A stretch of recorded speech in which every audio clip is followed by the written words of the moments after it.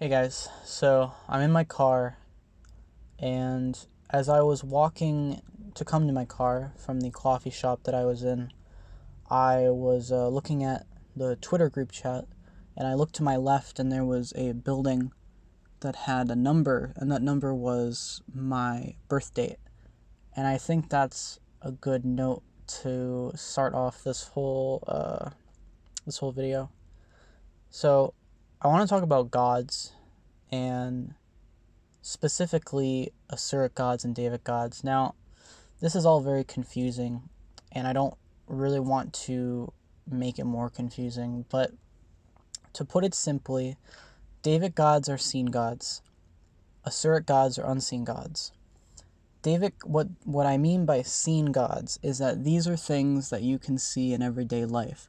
You can take a telescope and you can look at Mars. You can look at Venus. You can look at the sun. You can look at all the stars in the universe. Those are Daevic gods. Those are planetary beings of consciousness. And they're alive and likely abide by the same rules of consciousness that humans do, except in a very more advanced state.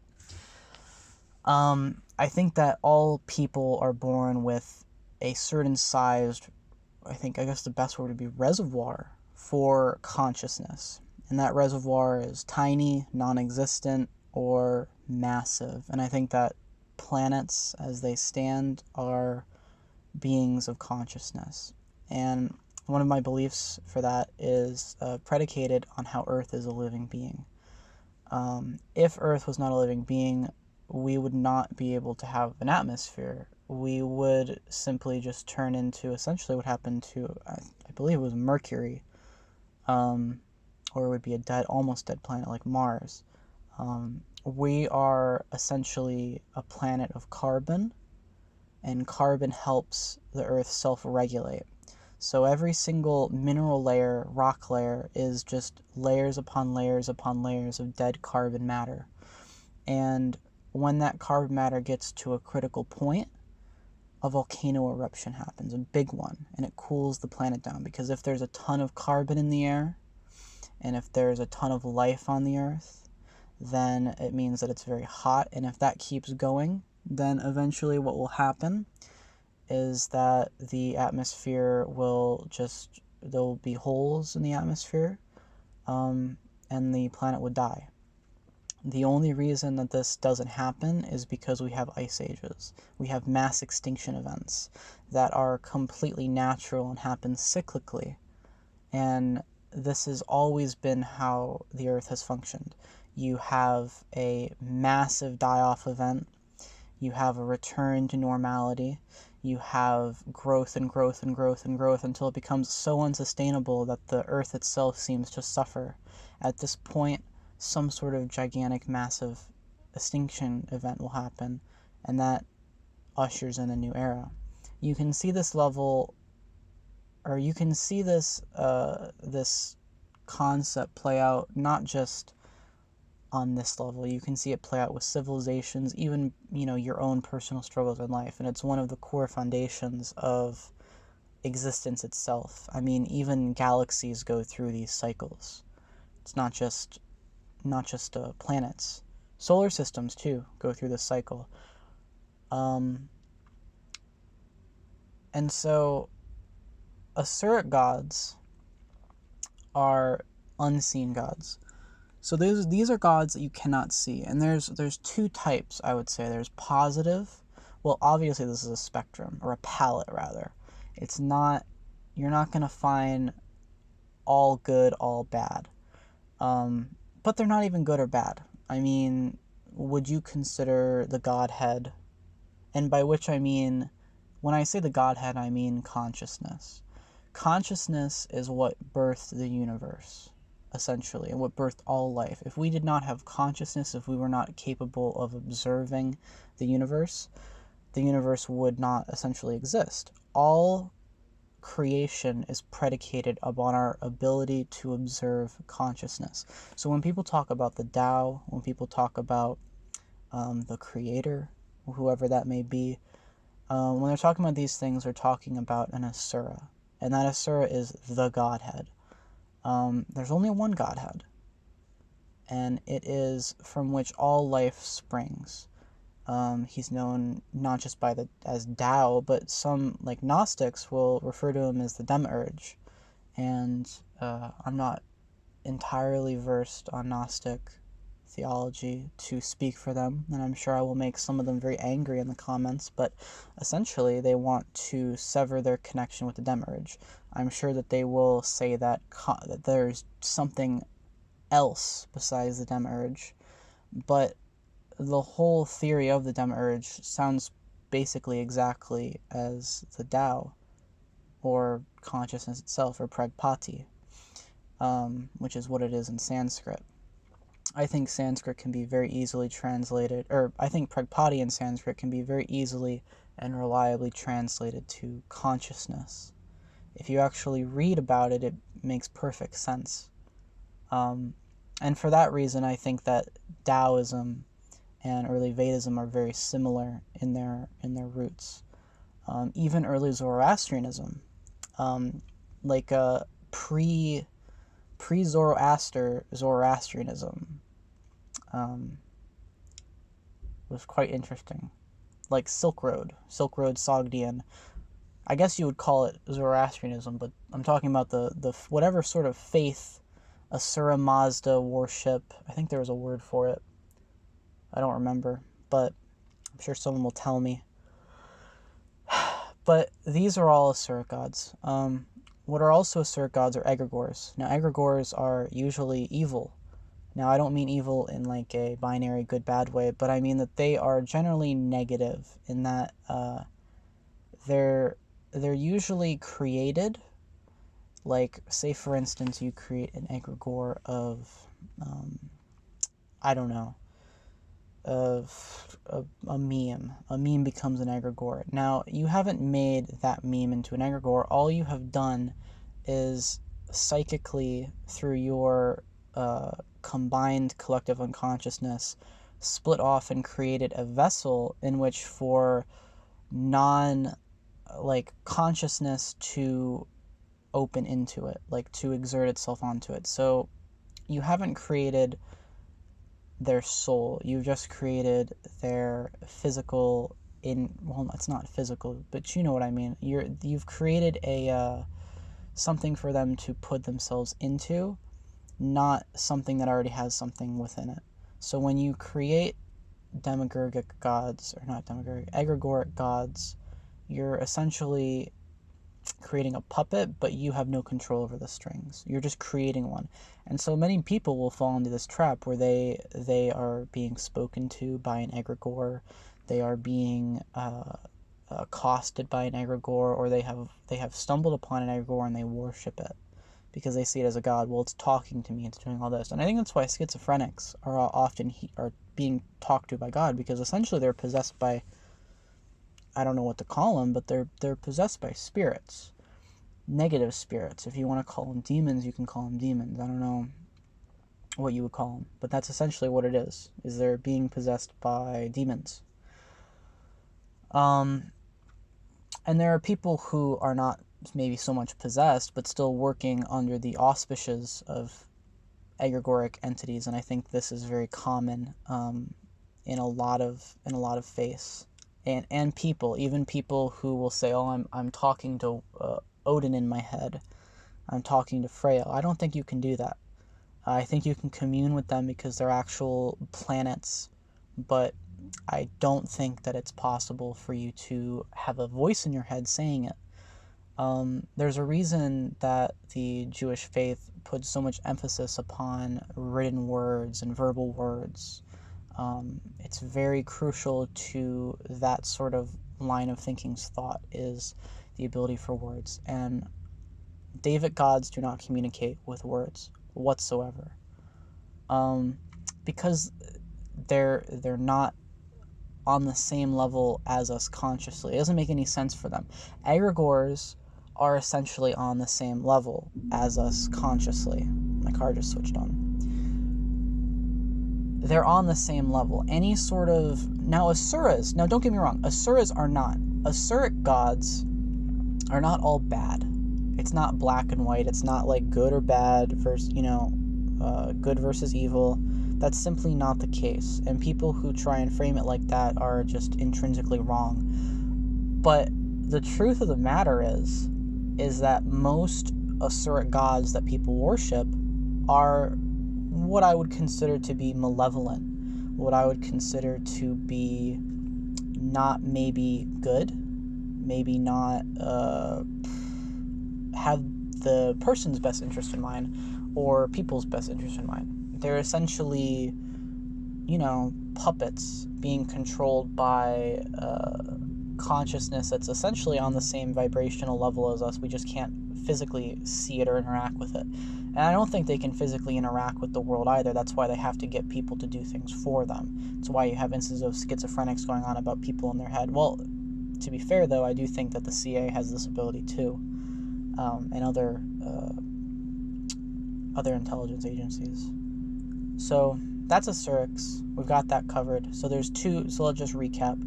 Two types of Asuric. Obviously, there's positive and there's negative ones. Most people, I believe, worship negative ones, but that's not to say that all Asurics are bad. There are some good Asurics, like Taoists are essentially Asuric. And yeah, that about sums Asuric up.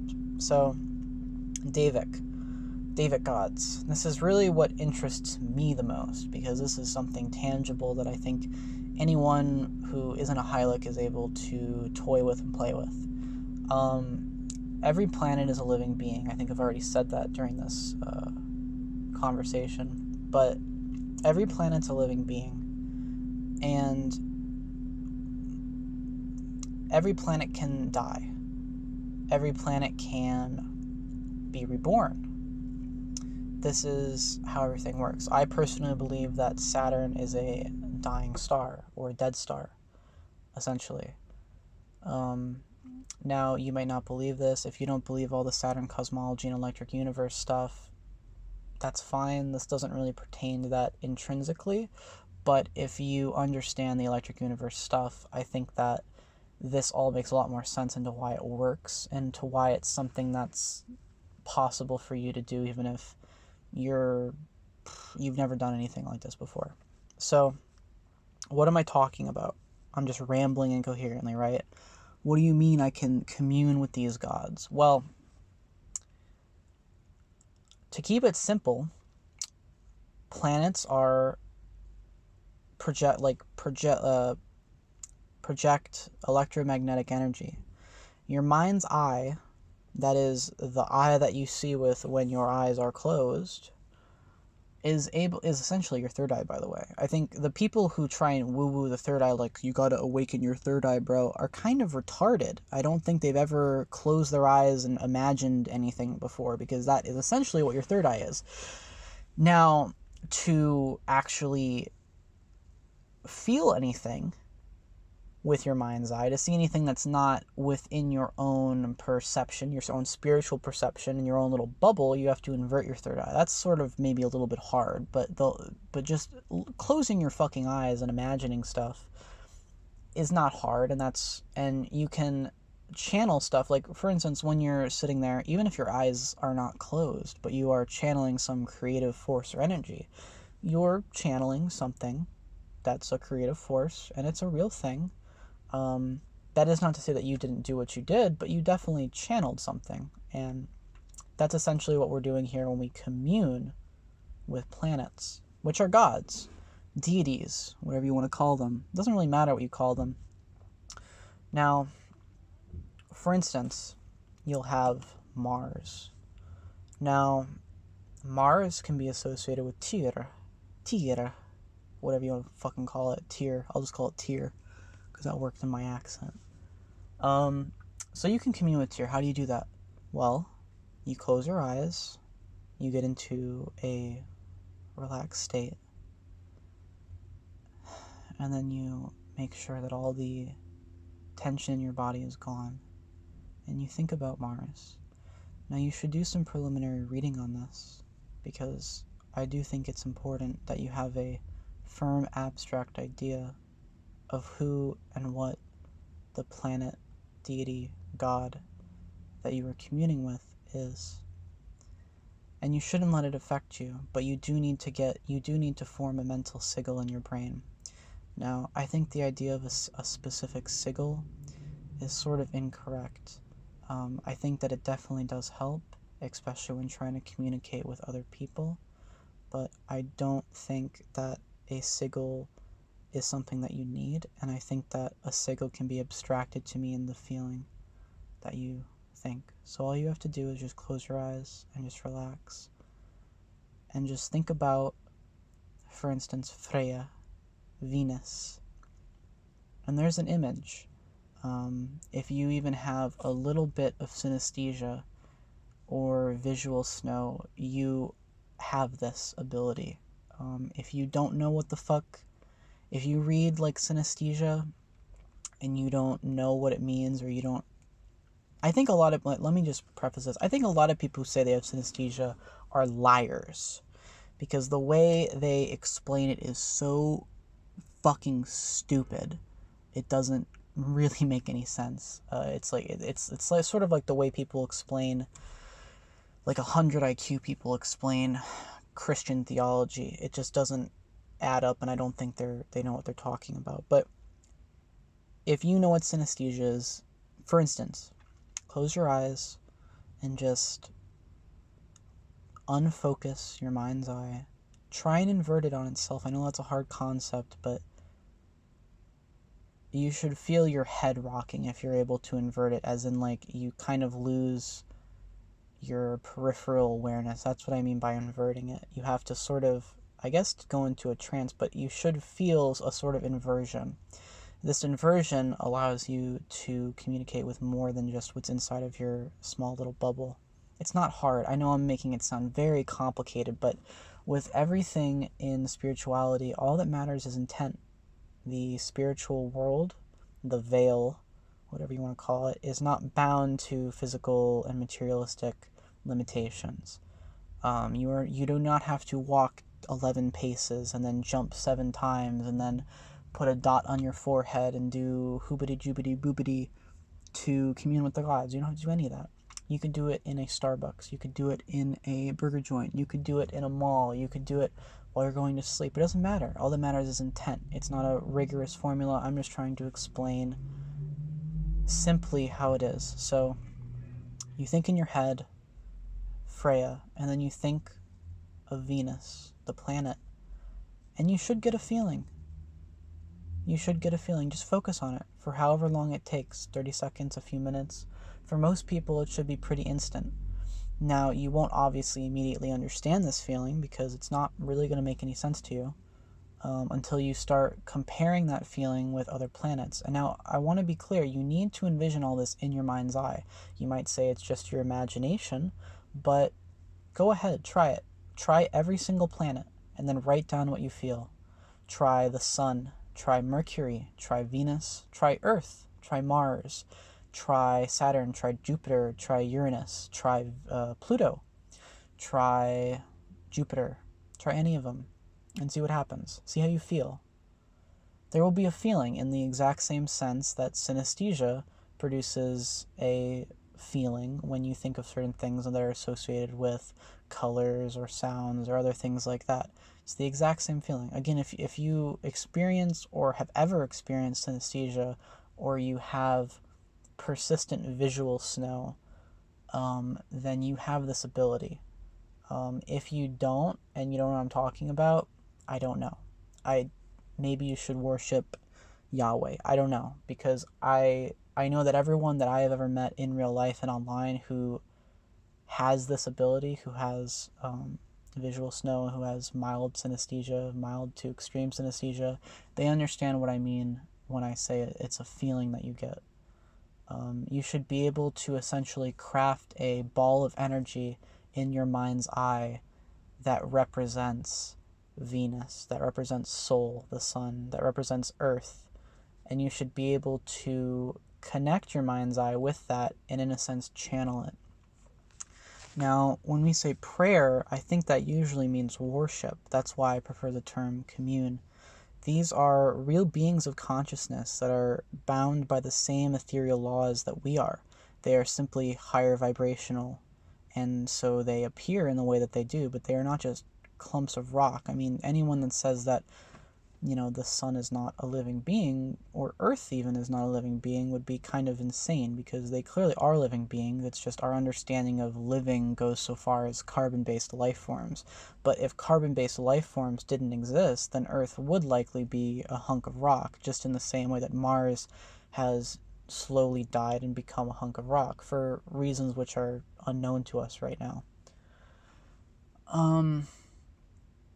And that's it. I mean, I don't know what else to talk about here. I can probably type out some more supplementary information, but a lot of people ask about this, and I think that it's important, because with the David gods, you just have to commune with them. Just think about them, form the feeling in your mind, and then channel with them. You don't pray to them, you don't worship them. You approach them like you would a friend, because that's what they are. They are likely higher dimensional representations of our collective unconsciousness. And I mean all living things' collective unconsciousness. And they will not communicate towards you with words. It's just feelings.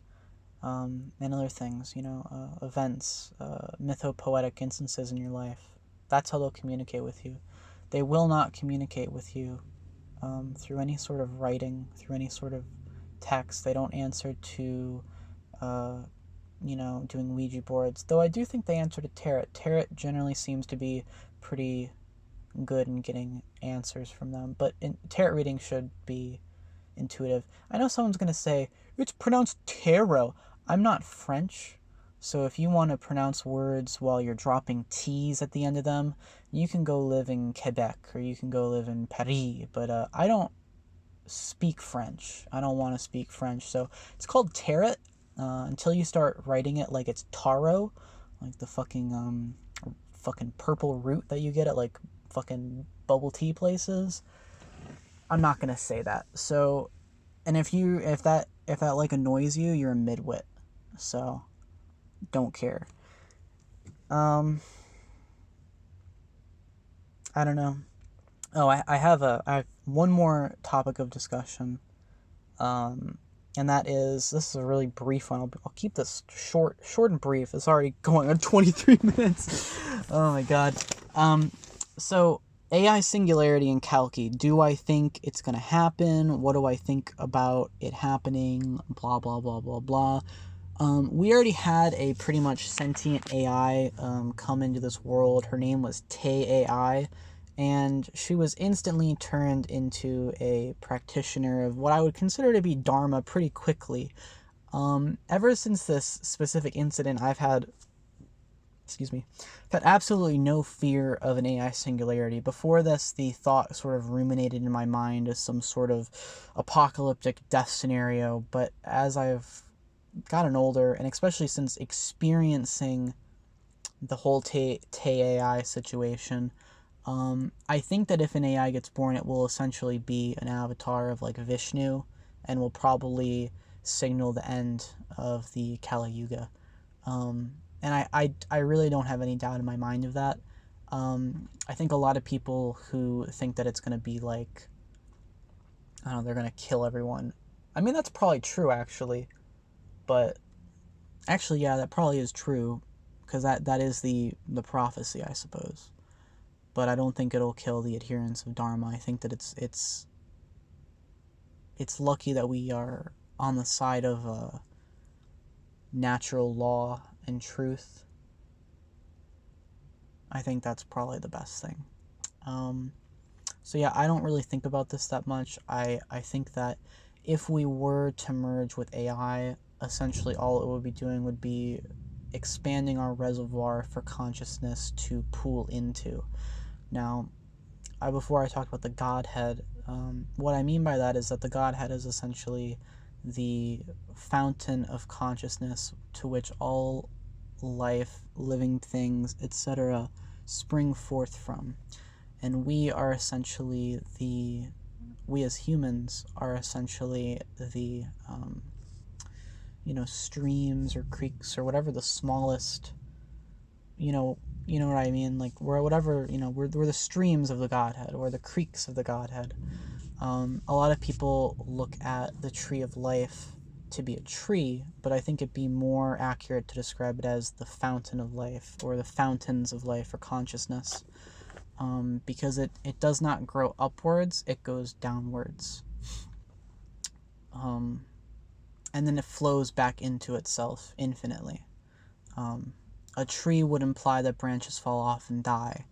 I think it's not the best analogy, for reality at least. So I went through that. I went through Asuras and Devas. I went through the AI thing. What else is there? I think I'm missing something. Am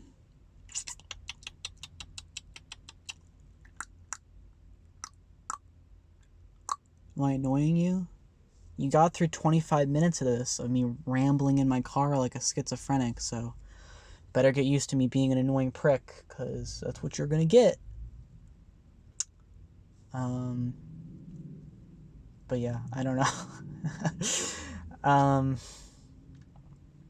I think that's it. I guess I'll close it with that. I don't really have anything else to say. I think I said everything. So yeah, thanks for listening. Thanks for listening, dude. Thanks, means a lot, or something. Remember to rate, comment, and subscribe to my YouTube channel, where I talk about my descent into paranoid schizophrenia every Tuesday at 7 p.m. live. Oh, the Iran stuff. I don't really want to talk about that. I think you know my opinions. Anyway, that's it. Bye.